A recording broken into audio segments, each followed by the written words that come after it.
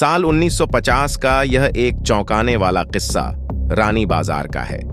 यहाँ राम प्रकाश रहता था, जिसकी बेटी को 5 साल की उम्र में कैंसर हो गया। कई डॉक्टरों को दिखाने और इलाज कराने पर भी उसमें किसी तरह का सुधार नजर नहीं आया। होते होते एक रात कैंसर ने उसकी जान ले ली। उस बच्ची की जान रात को करीब 1 बजे गई थी। उसी रात को पास के ही एक गांव की महिला मोहिनी को एक ट्रक ने टक्कर मार दी थी।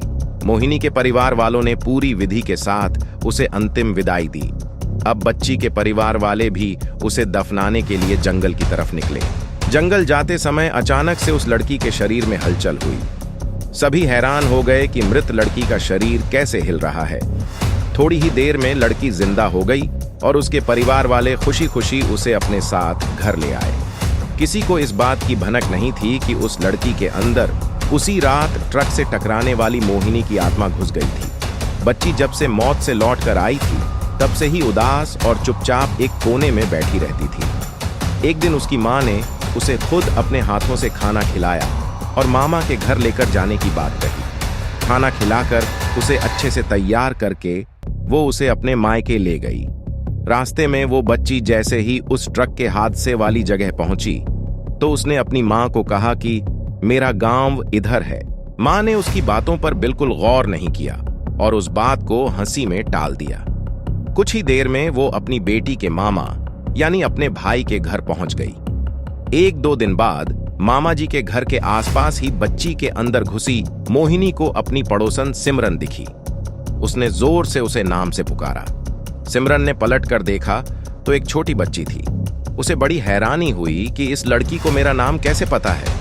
तभी मोहिनी ने अपने साथ बीती सारी बातें उसे बता दी। उसने कहा कि मेरे परिवार वालों ने मेरी मौत से ही पहले मुझे जला दिया था, इसलिए मेरी आत्मा भटक रही है। उसी दिन इस लड़की की भी मौत हो गई थी, तो मैं इसके शरीर में घुस गई। सिमरन ने ये बात अपने गांव जाकर सबको बता दी।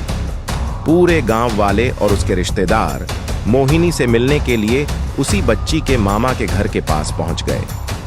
उस लड़की के अंदर रह रही मोहिनी की आत्मा ने सबको एक एक करके पहचान लिया। कुछ देर बातें करने के बाद वो अपने परिवार वालों के साथ अपने घर चली गई। अब उस लड़की की मां बच्ची को घर में न देखकर परेशान थी।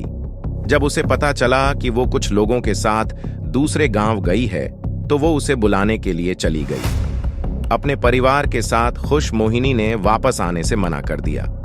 पास के ही लोगों ने उसे समझाया कि तुम्हें दोनों परिवार के साथ रहना चाहिए, इससे सभी को खुशी मिलेगी।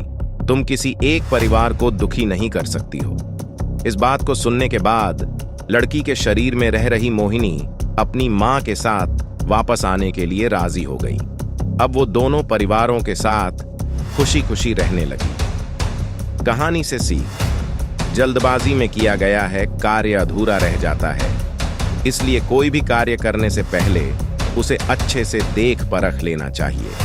Thanks for watching guys. Video अच्छा लगा हो तो लाइक जरूर करें और हमारे चैनल को सब्सक्राइब जरूर करें ऐसे ही डरावनी कहानी सुनने के लिए।